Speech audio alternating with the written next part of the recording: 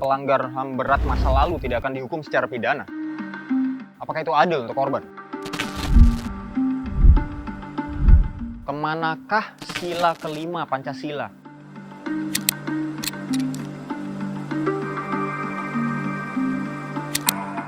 Lewat keputusan Presiden nomor 17, pemerintah berfokus pada pemberian kompensasi kepada korban kasus pelanggaran hak asasi manusia yang berat.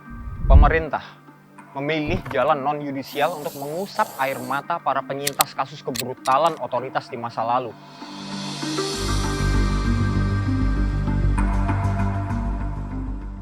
Tidak ada jaminan pelanggaran HAM tidak akan terulang. Penyelesaian kasus pelanggaran HAM berat harus diikuti dengan pelurusan sejarah dan perubahan kurikulum pendidikan nasional, bukan dengan memberikan kompensasi semata.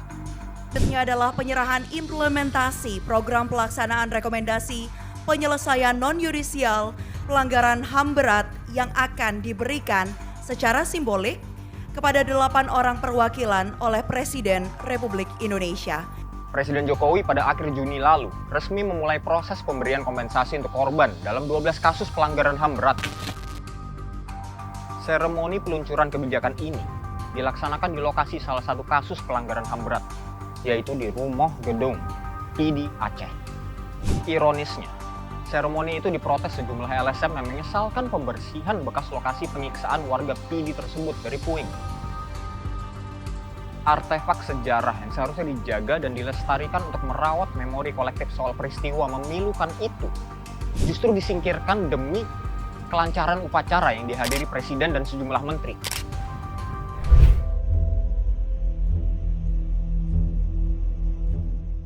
Untuk generasi baru, tahukah kalian apa yang terjadi di sana? Di lokasi itu, ratusan warga dari penjuru PD dan Aceh Utara disekap, dibunuh, dan disiksa secara keji atas tuduhan yang tidak berdasar. It was basically a concentration camp. Insiden pembersihan di Rumah Gedung mencerminkan kelirunya pendekatan Presiden dan tim penyelesaian non-yudisial pelanggaran hak asasi manusia. Tidak hanya salah menerjemahkan aspirasi warga dan keinginan korban yang berkeras mempertahankan bukti sejarah yang tersisa di situ.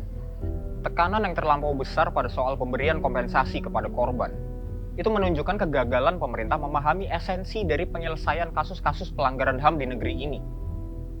Komnas HAM mencatat ada 16 kasus pelanggaran hak asasi manusia berat di Indonesia. 4 diantaranya sudah dibawa ke pengadilan lewat mekanisme yudisial. Kasus-kasus itu terjadi di Timur Timur, Tanjung Priok, Abe Pura, dan Paniai. Namun, semua terdakwa dalam kasus-kasus itu divonis bebas. Para hakim pengadilan ad hoc HAM menilai bukti dari Kejaksaan Agung dan Komnas HAM untuk menyatakan telah terjadi pelanggaran HAM yang meluas dan sistematis tidak cukup untuk menjatuhkan vonis bersalah. Penyelesaian di luar pengadilan lewat mekanisme Komisi Kebenaran dan Rekonsiliasi atau KKR juga menemui jalan buntu. Undang-Undang Nomor 27 Tahun 2004 tentang pembentukan Komisi Kebenaran dan Rekonsiliasi sudah dibatalkan Mahkamah Konstitusi pada 2006. Akibatnya, mekanisme penyelesaian pelanggaran HAM dengan jalur serupa yang sudah berjalan di Aceh kehilangan pijakan hukum. Tim penyelesaian pelanggaran HAM lewat jalur non-yudisial yang digagas Presiden Jokowi memang menawarkan solusi pragmatis di tengah kebuntuan ini. Permasalahan utamanya adalah iktikat baik itu tidak boleh berhenti di bibir saja. Tetap perlu ada upaya mencari keadilan retributif untuk korban yang masih menginginkan penyelesaian yudisial. Untuk menjamin tidak ada lagi pelanggaran HAM berat di Indonesia, semua narasi publik dari lembaga negara harus diubah.